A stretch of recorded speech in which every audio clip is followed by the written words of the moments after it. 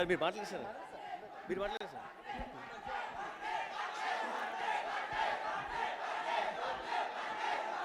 Pratap is a very good director and he is a wonderful disciple of Suku. He carried Suku's field so very well. All the best, sir. Thank you sir. అందరికీ నమస్కారం అండి.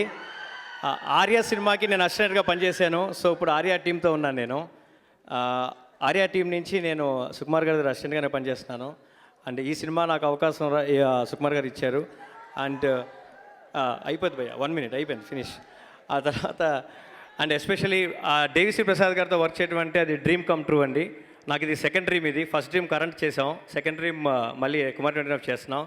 And ఎందాక సుకుమార్ గారు చెప్పారు Randy సార్తో work చేస్తూ నేను direction నేర్చుకున్నా అన్నారు. ఆ అవకాశం నాకు ఇప్పుడు వచ్చిందండి. సో ఈ సినిమాలో I learned allot from Randy sir, not only me, whole my team.